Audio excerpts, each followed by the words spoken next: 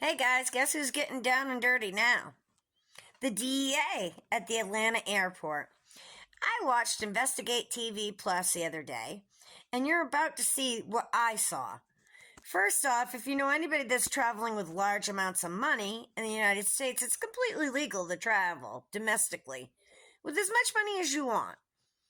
But you want to be very careful and on guard if you're going through Atlanta. I do believe that what they're doing is setting you up based on the fact that you may be somebody who travels with a large amount of cash.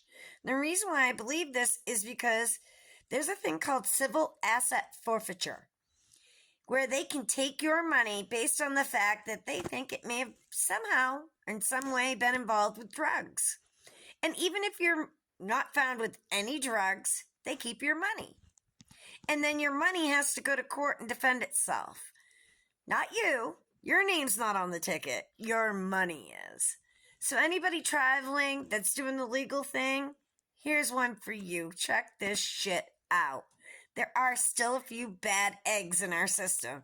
And trust me, these DEA agents, they're only out to make themselves some profit in their local PD. That's how I feel. Tell me what you think. I can't wait to see what you think. Watch now and see.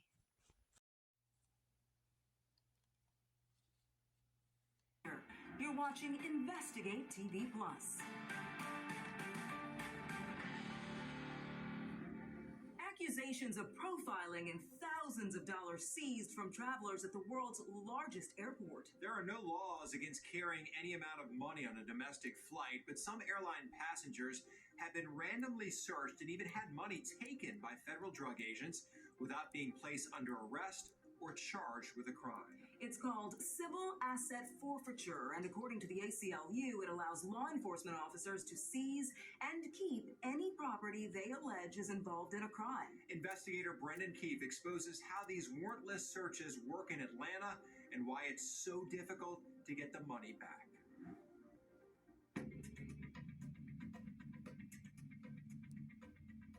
Hiding in plain sight at the busiest airport in the world. Drug agents walk the concourses, blending in by dressing just like passengers.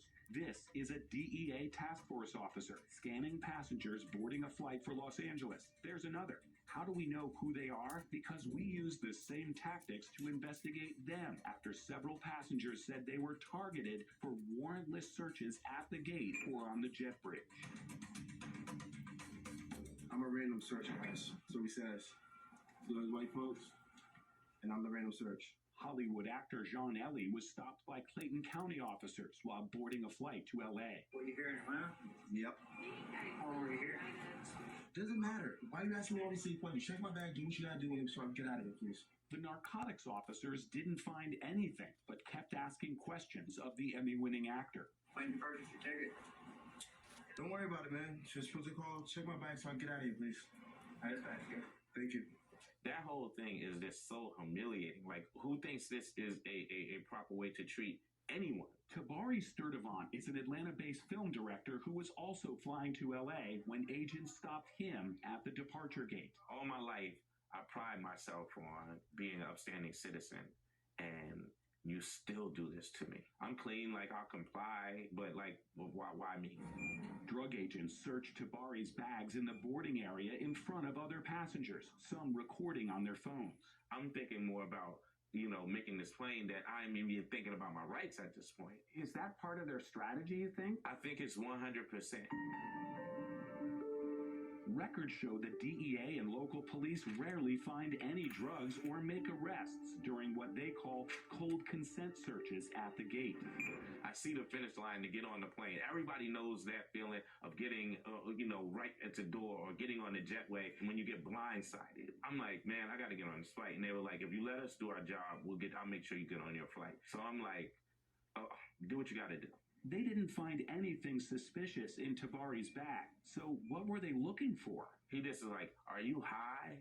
Have you smoked? Do you have any drugs in this bag? Do you have any money? The DEA and other drug agents are seizing millions of dollars from departing passengers at Hartsfield-Jackson, mostly from flights to LA, even though it's completely legal to travel domestically with any amount of cash. We found dozens of cases in Atlanta's federal court, USA v. some amount of currency. That's right, in most cases, they don't arrest the passenger. They arrest their money, even when no drugs are found. The probable cause statements show that the cash is administratively forfeited as drug money if the passenger can't prove on the spot that their money is innocent. You're either going to sign a consent form saying that you're allowing us to search them, okay, or I'm going to detain them, run my dog on it, and get a search warrant. Feel free to search the bag, sir. Are you willing to sign a consent? Yes, I will sign a consent form. Feel free to search my bags. In this 2015 Department of Justice report, the Office of Inspector General told the DEA it should stop using a troubling technique, causing passengers to believe a voluntary search is a mandatory TSA secondary inspection. 8 years later, we found DEA agents at Atlanta's airport using similar methods. We're going to get to the TSA, man. People like give us a little more hard time than they worry about it.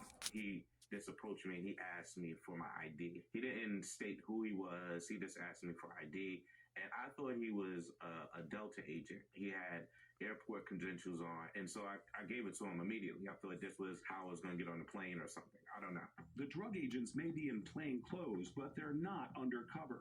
This is Sergeant David Fikes. He and his canine Bane are still all over the Brookhaven Police Facebook page.